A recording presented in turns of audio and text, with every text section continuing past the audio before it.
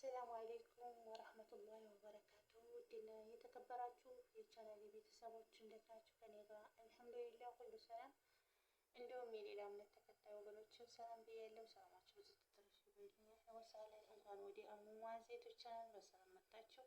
አዲሶችም ሰብስክራይብ ማድረግ ቤተሰብ ሆኖ፣ ነባሮችም ደግሞ አህለን እንኳን ደህና መጣችሁ። እና እኔ ዛሬ የገጠመኝን ነገር ነው የምነግራችሁ ማለት ነው። እንግዲህ በሰው ሀገር ስንኖር አንዳንድ ነገሮች ላይ ሟሉልን ይችላሉ እና ማለት ነው። እና አመዳም ቤት ሆነን አሁን እንግዲህ ሶሻል ሚዲያ ሁሉም ነገር ታያላችሁ። ሰው ነን እና እንፈልጋለን በሶሻል ሚዲያ የሻይ ነገር ያየነውን ነገር እንፈልጋለን ማለት ነው። እና እኔ የገጠመኝ ምን መሰላችሁ? እንጀራ ነው። እንጀራ ስላችሁ ላብራራላችሁ ነው። ምንድን ገጠመኝ ያለው እንጀራ ልትሉ ትችላላችሁ። እና በጣም ቤት ጀዛ ስለማልወርድ እንደዚሁ በቪዲዮ ምናምን ሳይ መቼም ቀልባችንን ካላስከጃጀን ማንኛውም ነገር ቢሆን አስፈላጊ አይደለም ማለት ነው። ግን ቀልባችንን ካከጃጀን ነው እና እንፈልጋለን።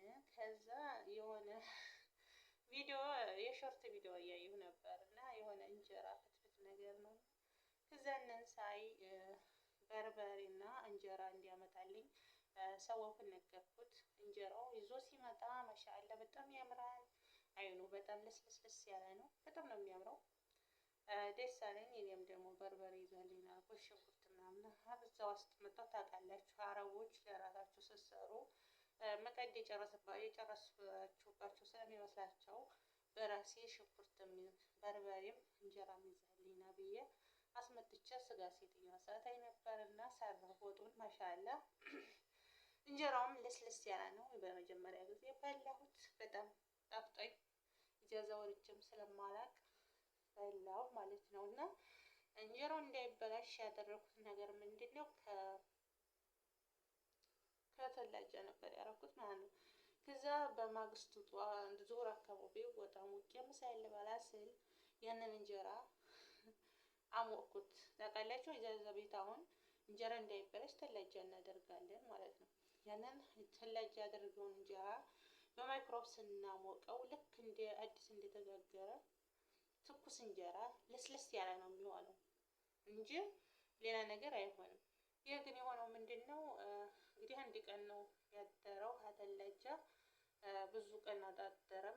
ሀታ ብዙ ቀንም ቢያድር አሁን ኢጃዛ ቤት ካልተበላሸ ስናሞቀው ልክ እንደ ትኩስ እንጀራ ነው የሚሆነው። ራሳችንን በኖርማል እንደቆት አምሰን የጋገርነው አይበላሽም። ስናሞቀው እንደውም ወዲያው ትኩስ እንጀራ ነው የሚመስለው ማለት ነው። የተሞቀው እንጀራ እንደውም ይጣፍጣል። አሁን ምን ሆነ መሰላችሁ? ይሄ እንጀራ ወረብን የምሬ ነው የምነግራችሁ ማለት ነው። እህቶች እንጀራ ማረን ብላችሁ ገዝታችሁ የምትበሉ ለጤናችሁ ተጠንቀቁ ማለት ነው። እና ያንን እንጀራው እንደዚህ ቁርስ ሳረገው ማለት ነው ምንድነው የሆነው? እንትን አለ የሆነ በቃ ቅልጥም ነው የሚለው። ቁርስ ስታረጉ እንደዚህ አይመዘዝም፣ ቅልጥም ነው የሚለው። ከዛም እንደዛ ወጡን ራሱ ጥቅስ አድርጌ እንትን ስለው ሳላመጠው እንዲያሾሃ ነገር ሆነብኝ። አይኑ ያምራል ደግሞ እንደገና በቃ ወጡ እንደሆነ ብዬ ወጡን ትቼ ደግሞ ደረቁን ቆርሼ ደግሞ ሀፊ አድርጌ አላመጥኩት። ከዛ ሀፊ ላይ የሆነ አሾሃ ነገር መሰለኝ። ያንን ደግሞ እንትናኩና በጣም እንትን አለኝ። የሆነ ሽታ ነገር ማመጣብኝ። ሽታው ምንድን ነው? ምደወራ የሆነች እንደዚህ ምደወራ የሆነች ሰደርየም ሆነ አቢጋራ የምንገዛት እኮ የቆርቆሮ ክሬም አለ ውስጧ ነጭ ማለት ነው። ሽታው እንደዛ አለኝ። ያው ምንድን ነገር ነው ብዬ ሰሃን አመጣውና ውሃ አረኩና ማለት ነው በውሃ ፈተፈትኩት። አጋጣሚ ሆኖ አልቀረጽኩትም። ቪዲዮ አስገባላችሁ ነበር እዚህ ማለት ነው። ግን ከጣልኩት በኋላ ነው ትዝ ያለኝ ቪዲዮ ራሱ ማለት ነው። ከዛ እንደዚህ ፈተፈትኩትና በእጄ እንደዚህ አድርጌ ጨመቅኩት። ጭሙቅ አድርጌ እንዲህ አድርጌ እይት አድርጌ እንዲህ ሳረገው የሆነ እምቡልልጭ የመሰለ የሚያብረቀርቅ ነገር አመጣብኝ ማለት ነው። እንዲህ እምቡልልጭ ነው እንደ ብዬ ሀባይቱን እንዲች አርገዝቼ በጣቴ እንደዚህ አልፈጠፈጥኩት ማለት ነው። እንደዚህ ሳረገው ልክ እንደ ሙጫ ማር ነገር ሆነ ማለት ነው። ይዘኝ ገባ ማለት ነው። ይህ ነገር ምንድን ነው ብዬ ትንሽዬ ውሃ ጨመርኩበትና ሀጀ ላይ ማለት ነው። ልክ እንደ ቅቤ እንዲህ አድርጌ ስመታው ተያያዘ። ከዛ እንደገና መጨረሻ ላይ ውሃ ደግሞ ጨመርኩና ጠብ እያረኩኝ በእጅ ደግሞ እንደዚህ አረገው። ስመታው እንዲህ ሳረገው እውነቴን ነው የምላችሁ ወላሂ ኪሬም ሆነ። ያን ሲሸተኝ የነበረው ኪሬም ሆነ። ሱብሃንአላህ እንጀራው ማለት ነው። ከዛ እንደገና እጄን እንደዚህ አድርጌ ከእጄ ላይ እንደዚህ እሽት ሳረገው ማለት ነው ኪሬም በቃ እንጀራ አይደለም ኪሬም ሆነ። ማንኛውም እንጀራ እንደዛ ብታረጉት የበሰለ እንጀራ እንደዛ ሊሆን አይችልም። እና ምን ለማለት ፈልጌ ነው እህቶች፣ እንጀራ ማረን ብላችሁ ገዝታችሁ የምትበሉ እህቶች ማለት ነው ለጤናችሁ ስለሚያሳስብ እንዳትገዙ፣ ገዝታችሁ ባትበሉ ነው የምለው ማለት ነው። እና ይሄን ነገር ብተውት አትግዙ። መዳማችሁ ጥሩ ሰው ከሆነ ከቤታችሁ ደቆት አስመጣችሁ ከስራ ቦታችሁ እንጀራችሁን ጋግራችሁ መብላት ትችላላችሁ። መዳማችሁ ጥሩ ካልሆነ ጎመን ቤጤ ነው ሩዛችንን ሁብዛችንን ሀታ ወጥ ሰርታችሁ በሁብዝ ኢሽሀብ ይባላል። አሁን በኢሽሀብ አሁን ብትበሉ ያው እንደ እንጀራ ምርጥ አድርጋችሁ ሰርታችሁ በርበሬያችሁን አስመጥታችሁ ወጣችሁን ሰርታችሁ በኢሽሀብ በእንጀራው ምትክ መብላት ትችላላችሁ ማለት ነው። እና እኔ የገጠመኝን ነው የምነግራችሁ። በእርግጥ የዛሬ አመት አካባቢ የሆነ ሴትዮ ከኛ ቤት መጥታ ማለት ነው የሆነ ነገር ነግራን ነበር። ከዛ ወዲህ እኔ አሁን እንጀራ ላልገዛ በራሴ ቃል ገብቼ ነበር። ግን አሁን ሀመዳን ቤት አመጣሁኝ። ስራውም ለኢጃዛ የማይመች ስራ ነበር እና ኢጃዛ ወጥቼ አላውቅም። ያው እንደነገርኳችሁ በሾርት ቪዲዮ የሆነ እንጀራ ሳይ ቀልባችንን ካስተያየ ነው ካከጃጀል ነው የማንፈጅረው ነገር የለምና ያን እንጀራ ማረኝ እንዴ ሞታል አይደል እንዴ ለምን እንጀራ አስመጥቼ ወጥ ሰርቻለሁ ብዬ ነው እንግዲህ የነገር የተፈጠረው።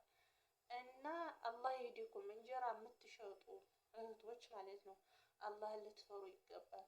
በስደት ብዙ ነገር ኩላሊታችን ብዙ ነገር የሚተሐመል አይደለም። እኛ ስደተኞች ብዙ ነገር ስቃይና መከራ የምናሳልፍ ነን።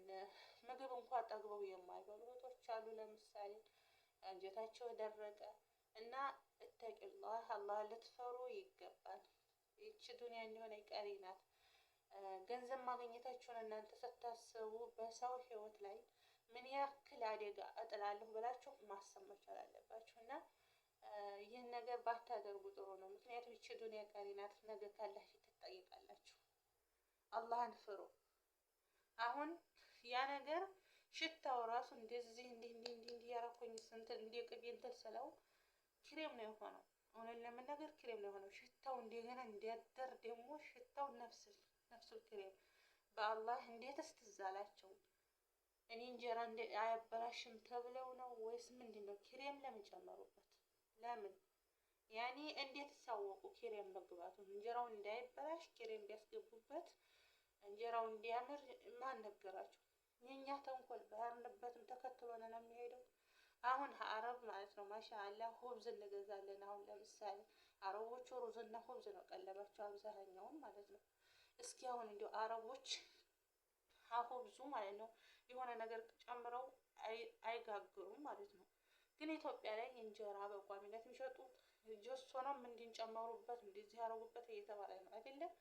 ለምንድን ነው በያንበት ተንኮል የምናስበው? ለሰው ቅን ቢኖረን ቅንነት ቢኖረን ምን ችግር አለው? ይቺ ዱንያ አይደለ እንዴ ጥለናት እንሄድ የለ? ለምንድን ነው? እና እንጀራ በቋሚነት የምትሸጡ እህቶች አላህ ልትፈሩ ይገባል። አላህ ይህዲኩም። ሰው አምኗችሁ ነው እንጀራ የሚገዛው ማለት ነው። ገንዘቡን ጥሎ የሚገዛው ለበሽታ ሳይሆን ሆዱን ሞልቶ ጤነኛ ለመሆን ነው። ግን እናንተ ለበሽታ እያጋለጣችሁ ነው ህዝቡን ማለት ነው። አላህ ይህዲኩም። እኔ እንኳን ቁጥሩን ራሱ ማለት ነው በቲክቶክ ራሱ ቁጥራችሁን እለቀዋለሁ። ቁጥሩን ሰዋኩን ደውዬ የእንጀራውን የሸጠለትን ሰውዬ ስም ሰነው ቁጥሩን እንበለቅላችሁ ማለት ነው። አላህ ልትፈሩ ይገባል። እና ደግሞ ውሸቴን ከሆነ ቁጥሩን ከለቀቁት ማለት ነው ከዛ ቢጋራ ገዝታችሁ እኔ እንዲያረኩት አድርጋችሁ ማረግ ትችላላችሁ። ማየት ማመን ነው። በአይናችሁ ራሳችሁ ማየት ትችላላችሁ ማለት ነው። እና አላህ ልትፈሩ ይገባል። አላህ ይህዲኩም። ነገ ሞት አለባችሁ አላችሁ ቁማችሁ የምትጠየቁበት ቀን ትመጣለች። ይቺ ዱንያና ገንዘብ ማግኛችሁ ብቻ አታስቡ። ነገ አላት ፊት ቁማችሁ የምትጠየቁበት ቀን ትመጣለች። እንጀራ የምትሸጡት ሰዎች አላህ ልትፈሩ ይገባል። እና ይሄ ነበረ ላስተላለፍ የፈለኩት መልእክቴና ስለ አብራችሁን ስለቆያችሁ ከልብ አመሰግናለሁ። አዲሶቹ ሰብስክራይብ በማድረግ ቤተሰብ ሁኑ። በሌላ ቪዲዮ ውስጥ የምንገናኝ። ወሰላሙ አለይኩም ወረህመቱላሂ ወበረካቱሁ።